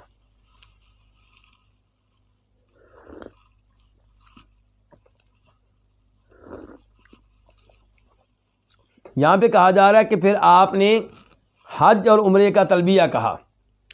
حج اور عمرے کا تلبیہ ایک ساتھ کہہ دیے تو اس کو کیا کہتے ہیں؟ حج قران.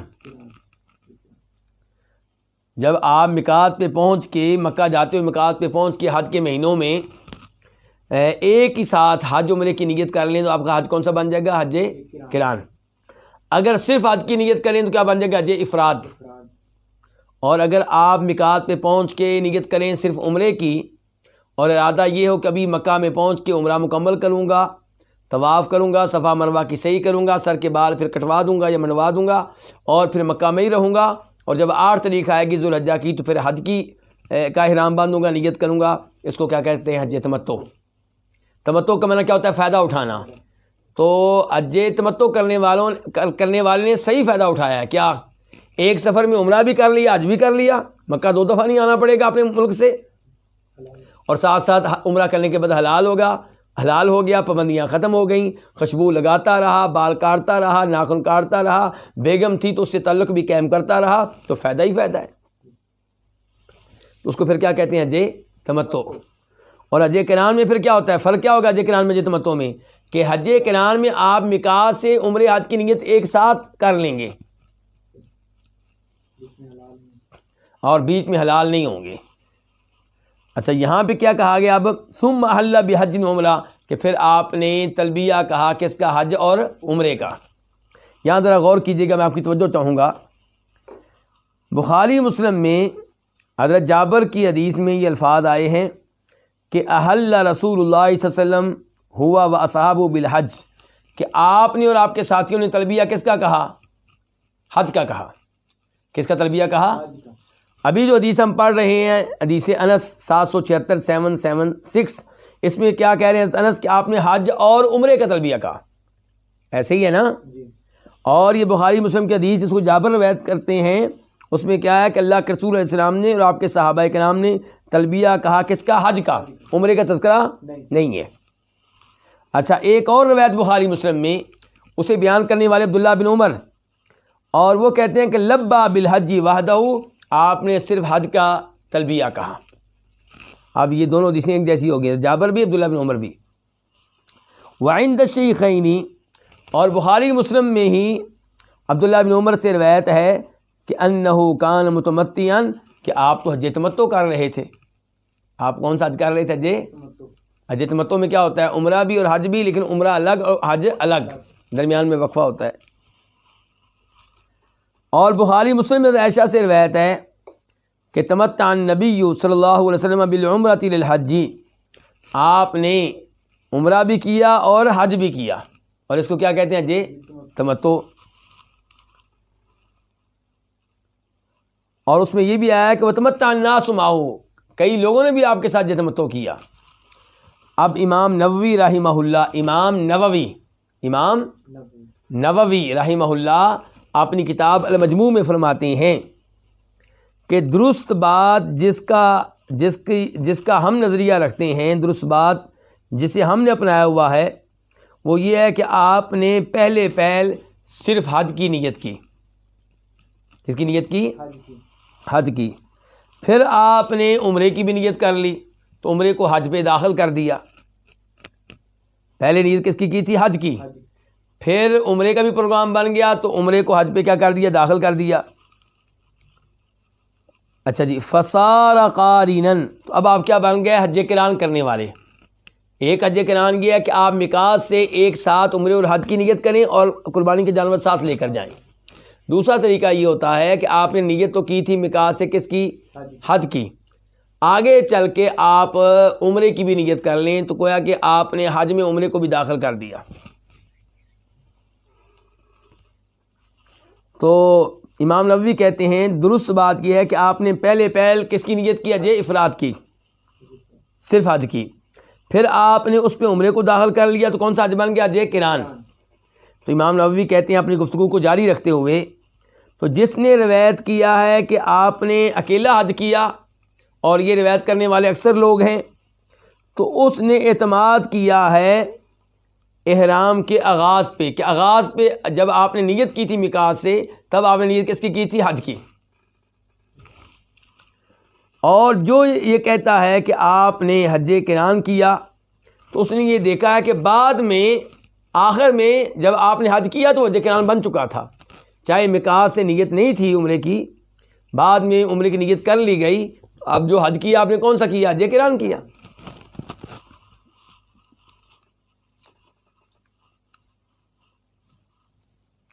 اور جو یہ کہتا ہے کہ آپ نے حج تمتع کیا، اس کے بارے میں آپ کیا کہیں گے؟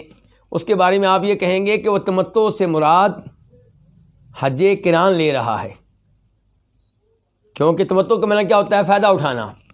حج قران کرنے والا بھی کچھ نہ کچھ فائدہ اٹھاتا ہے، کیا کہ ایک ہی سفر میں دو کام کر لیے۔ کہاں یہ کہ آپ ایک دفعہ عمرے کے لیے آئیں اور پھر واپس اپنے گھر چلے جائیں اور پھر حج کے لیے آئیں، اور کہاں یہ کہ ایک ہی سفر میں عمرہ بھی ہو رہا ہے حج بھی ہو رہا ہے۔ تو یہ کیا ہے؟ اس کو اس لحاظ سے حج قران کو کیا کہہ لیتے ہیں؟ حج تمتع۔ قرآن کریم میں کیا آتا ہے؟ فمن تمتع بالعمرۃ للحج فما استيسر من الهدي، فمن تمتع بالعمرۃ للحج، جو عمرہ اور حج دونوں کام کرے تو اس کے اوپر کیا ہے؟ قربانی واجب ہے، یعنی کہ حج تمتع کرنے والے پہ بھی قربانی واجب ہے، حج قران کرنے والے پہ بھی۔ تو وہاں پہ جو تمتع کا لفظ استعمال ہوا ہے وہ حج قران پہ بھی ہے اور حج تمتع پہ بھی ہے، ہر اس شخص پہ جو ایک ہی سفر میں عمرہ بھی کر رہا ہے حج بھی کر رہا ہے۔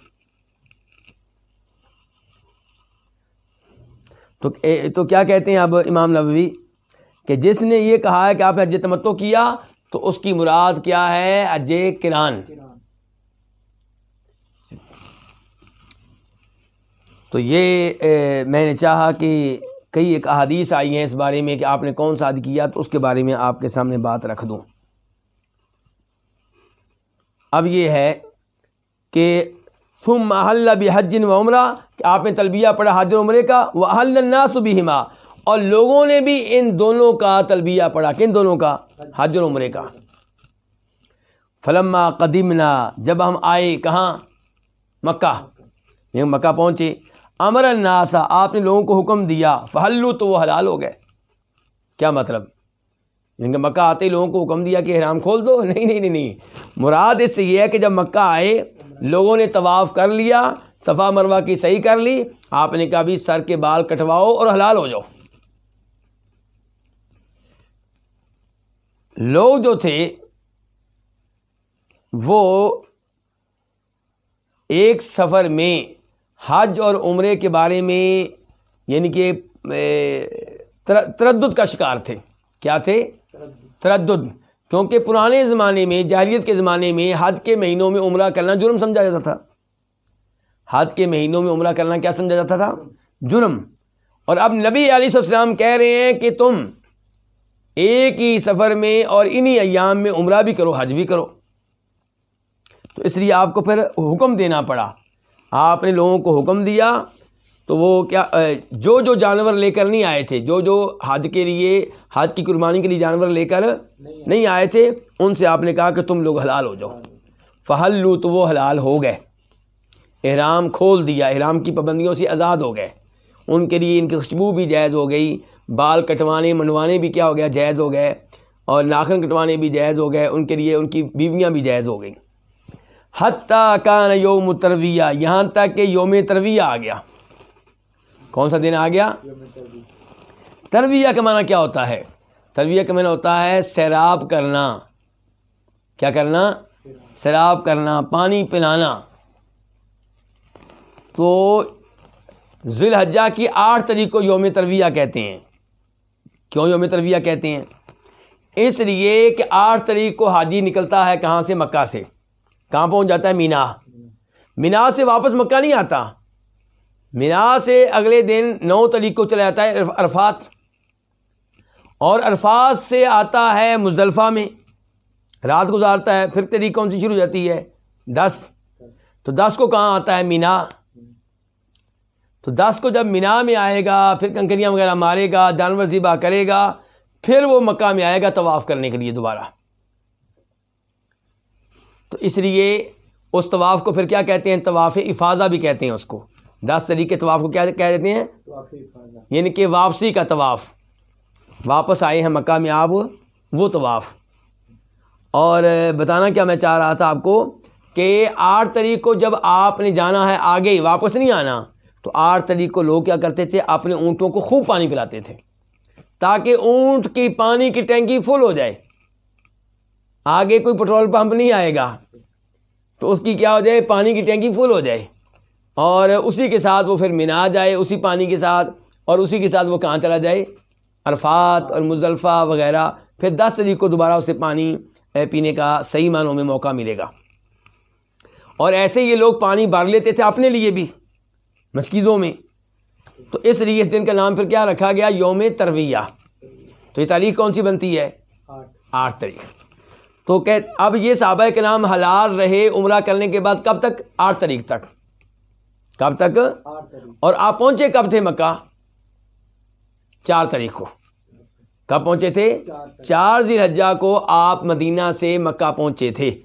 تو یہ لوگ 8 تاریخ تک کیا رہے؟ حلال رہے، حتیٰ کان یوم ترویہ، یہاں تک کہ یوم ترویہ آ گیا۔ تو احلوا بالحج، جب یوم ترویہ آیا تو تب انہوں نے حج کا تلبیہ پڑھا، حج کی نیت کی۔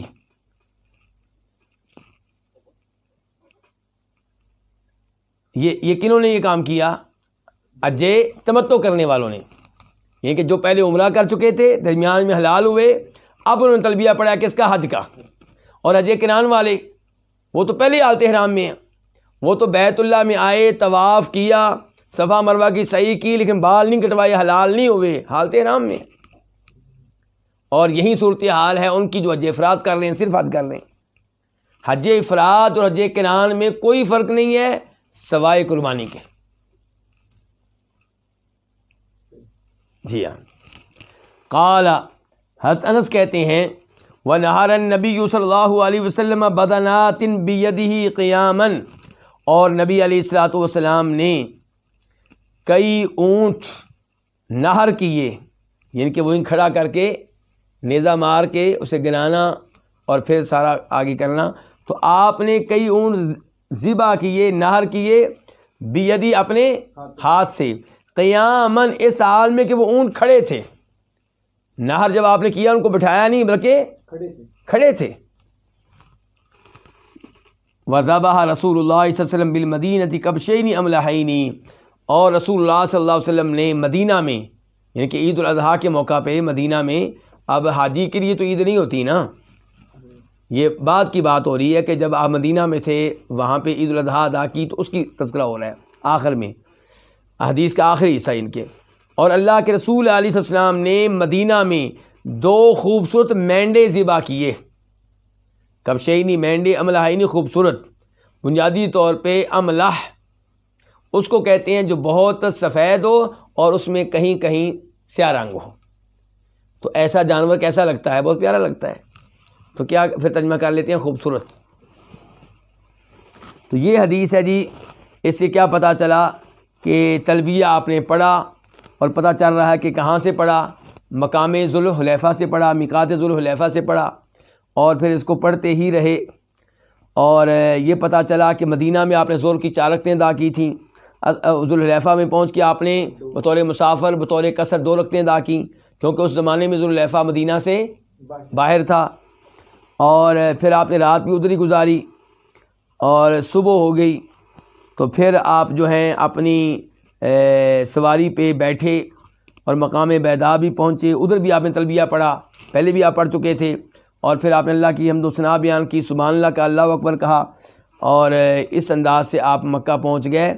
اور مکہ میں اور راستے میں آپ نے ان لوگوں سے کہا جو قربانی کے جانور لے کر نہیں آئے تھے کہ تم طواف کر کے اور صفا مروہ کی صحیح کر کے کیا ہو جاؤ، حلال ہو جاؤ، بال کٹوا لو، منڈوا لو، تمہارا عمرہ بن جائے، اور پھر 8 تاریخ کو تم حج کی نیت کر لینا، تلبیہ پڑھ لینا۔ اور یہ بھی پتہ چلا کہ نبی علیہ السلام کس قدر بہادر شخص تھے، محنتی شخص تھے، کہ آپ اپنے ہاتھ سے اتنے اونٹ آپ نے نہر کیے ہیں۔ ٹوٹل اونٹ جو آپ کی طرف سے نہر ہوئے، ذبح ہوئے حج کے موقع پہ، وہ کتنے تھے؟ 100۔ کتنے تھے؟ 100۔ اور اس موقع پہ آپ کی عمر کتنی تھی؟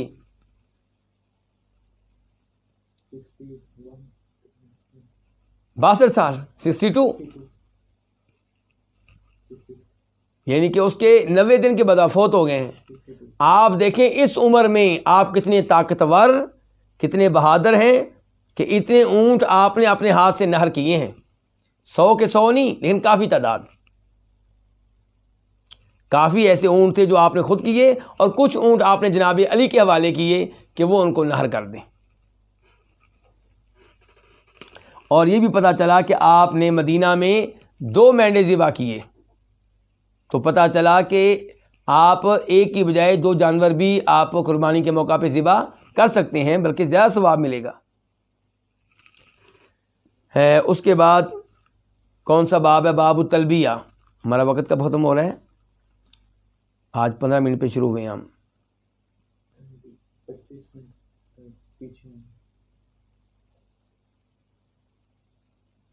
ان کے ابھی ہمارے 10 منٹ شاید باقی ہیں، 10 نہیں، شاید 5 منٹ باقی ہیں کم از کم، یعنی کہ ہم نے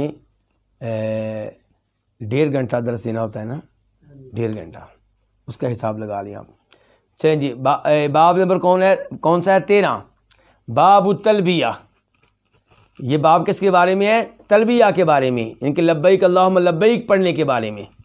تلبیہ کس کو کہتے ہیں؟ لبیک اللہم لبیک۔ لبیک کا معنی کیا ہوتا ہے؟ میں حاضر ہوں۔ تو یہ تلبیہ کے بارے میں باب ہے۔ حدیث نمبر 777 777 قاف۔ اس حدیث کو بیان کرنے والے امام کون ہیں؟ امام بخاری اور امام مسلم۔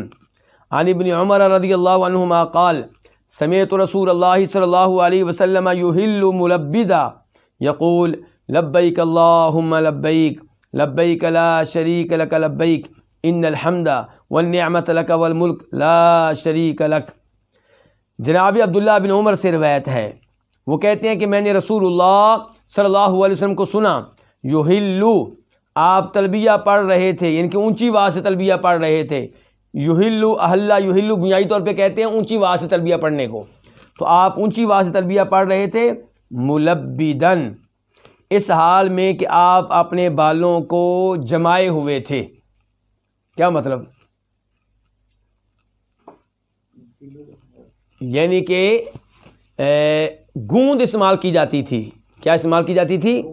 گوند استعمال کی جاتی تھی، اور بالوں پہ لگا لیتے تھے۔ اس کا فائدہ یہ ہوتا تھا کہ بال بکھرتے نہیں تھے، پراگندہ نہیں ہوتے تھے، آپس میں چمٹے رہتے تھے، اور انسان برا نظر نہیں آتا تھا، اور پھر بالوں میں وہ مٹی وغیرہ بھی داخل نہیں ہوتی تھی۔ تو آپ ظاہر ہے آپ مدینہ سے مکہ جا رہے ہیں، کتنے دن کا سفر ہے؟ 7 دن کا، 8 دن کا، یہ اتنا طویل سفر ہے۔ تو آپ نے پھر کیا کیا کہ جب آپ نے جانے لگے تو آپ نے بالوں کو کیا کیا ہوا تھا؟ گوند وغیرہ لگائی ہوئی تھی، ان کو جمایا ہوا تھا۔ تو میں نے سنا رسول اللہ صلی اللہ علیہ وسلم سے یحلو، آپ اونچی آواز سے تلبیہ پڑھ رہے تھے، ملبدن، جب کہ آپ اپنے بالوں کو جمائے ہوئے تھے۔ یقول، آپ کہہ رہے تھے، لبیک اللہم لبیک، میں حاضر ہوں اے اللہ، میں حاضر ہوں۔ اللہ اکبر۔ اللہ مجھے اور آپ سب کو موقع دے بار بار عمرہ کرنے کا اور حج کرنے کا۔ لبیک لا شریک لک لبیک، میں حاضر ہوں، تیرا کوئی شریک نہیں، میں حاضر ہوں، تیرا کوئی شریک نہیں۔ کس میں؟ نہ عبادت میں، نہ ربوبیت میں، نہ تیرے ناموں میں، نہ تیری صفات میں، تیرا کوئی بھی شریک نہیں ہے، نہ کوئی نبی، نہ کوئی فرشتہ، نہ کوئی جن، نہ کوئی ولی۔ ہر سجدہ کس کے لیے؟ اللہ کے لیے۔ ہر رکوع کا حقدار اللہ۔ جس کے لیے ہر جانور ذبح کیا جائے وہ کون ہے؟ ایک اللہ۔ جس کے لیے منت مانے وہ کون ہے؟ صرف ایک اللہ۔ ان الحمد والنعمت لک والملک، بے شک تمام تعریفیں اور تمام نعمتیں تیری ہیں، ہر طرح کی تعریف کا حقدار تو، اور سب نعمتیں کس کی طرف سے؟ تیری طرف سے۔ والملک کا ساری بادشاہی کس کی؟ تیری۔ ہر چیز کا مالک کون ہے پھر؟ اللہ۔ اور ہر تعریف کا حقدار کون ہے؟ اب دیکھیں، ہم اللہ کے علاوہ اوروں کی بھی کبھی کبھی تعریف کر دیتے ہیں کسی وجہ سے۔ کوئی خوبصورت ہے تو ہم اس کی تعریف کر دیتے ہیں، کسی کے لمبا قد ہے تو ہم اس کی تعریف کر دیتے ہیں، کسی کے پاس علم ہے تو ہم اس کی تعریف کر دیتے ہیں۔ تو یہ جو تعریف ہم کر رہے ہیں کسی کی، کس کی وجہ سے؟ علم کی وجہ سے۔ اس کو علم کس نے دیا؟ تو حقیقت میں وہ تعریف کس کی ہوئی پھر؟ اگر کسی کے پاس مال ہے، قد و قامت ہے، صحت ہے، جو بھی ہم کسی کی تعریف کرتے ہیں، اس تعریف کا حقیقی حقدار کون ہے؟ اللہ۔ تو تمام تعریفیں اللہ کی، تمام نعمتیں اے اللہ تیری، اور ساری بادشاہی تیری۔ لا شریک لکا، تیرا کوئی شریک نہیں ہے۔ لا یزید علی ہؤلاء الکلمات، آپ ان الفاظ پہ اضافہ نہیں کرتے تھے، آپ ان الفاظ پہ اضافہ نہیں کرتے تھے، یعنی کہ اتنا ہی تلبیہ کہتے تھے۔ اس تلبیہ میں آپ اضافی کلمات نہیں کہتے تھے۔ تو یہ ہے نبی علیہ السلام کا تلبیہ، اور اس تلبیہ کو کہتے ہیں تلبیہ توحید، کیونکہ یہ توحید کے اوپر مشتمل ہے۔ بار بار کہا جا رہا ہے یا اللہ تیرا کوئی شریک نہیں، یا اللہ تیرا کوئی شریک نہیں۔ اور مسلم شریف کی روایت سے پتہ چلتا ہے کہ اہل مکہ بھی یہ تلبیہ پڑھتے تھے، لیکن وہ آگے چل کے کیا کہتے تھے؟ الا شریکن ہوا لکا تملکہ وما ملک، کہ یا اللہ تیرا کوئی شریک نہیں سوائے اس شریک کے کہ جس کا تو مالک ہے، اور جن چیزوں کا وہ مالک ہے ان کا بھی تو مالک ہے، یعنی کہ وہ تیرے مقابل کا تو نہیں ہے، تیرے مقابلے کا نہیں ہے، لیکن شریک تو ہے۔ تو اللہ کے رسول علیہ الصلوۃ والسلام جب ان سے تلبیہ سنا کرتے تھے، اس زمانے میں آپ کہا کرتے تھے قد قد قد، اور رک جاؤ، توحید کے الفاظ کافی ہیں، ساتھ شرک کے الفاظ نہ ملاؤ، یعنی کہ اتنا کافی ہے۔ لبیک اللہم لبیک، لبیک لا شریک لک لبیک، میں حاضر ہوں اللہ تیرا کوئی شریک نہیں، یہ کافی ہے۔ یہ نہ کہو سوائے اس شریک کے، یہ چور راستہ جو ہے نا، یہ شرک کا راستہ، یہ نہ اپناؤ۔ یہ ایسے جیسے ہم کہیں یا اللہ مدد کا نعرہ کافی ہے، یا رسول اللہ مدد کا نعرہ نہ لگائیں، یا علی مدد کا نعرہ نہ لگائیں۔ اللہ رب العزت سے دعا ہے کہ اللہ تعالیٰ یہ احادیث دھیان سے، توجہ سے پڑھنے کی، اور ان پہ عمل پیرا ہونے کی، اور اس سے بھی پہلے ان پہ ایمان لانے کی توفیق بخشے، اور اللہ تعالیٰ اس معاملے میں ہمیں استقامت دے، اور اللہ تعالیٰ توفیق دے کہ ہم اس کتاب کو آخر تک اور بڑے ہی پیار و محبت سے پڑھیں۔ اللہ تعالیٰ ہی توفیق دینے والا ہے۔ اللہ تعالیٰ آپ لوگوں کے وقت میں، آپ لوگوں کی اولاد میں، آپ لوگوں کے رزق میں، آپ لوگوں کی صحت میں، آپ لوگوں کے علم و عمل میں برکتیں ڈالے۔ وآخر دعوانا الحمد للہ رب العالمین۔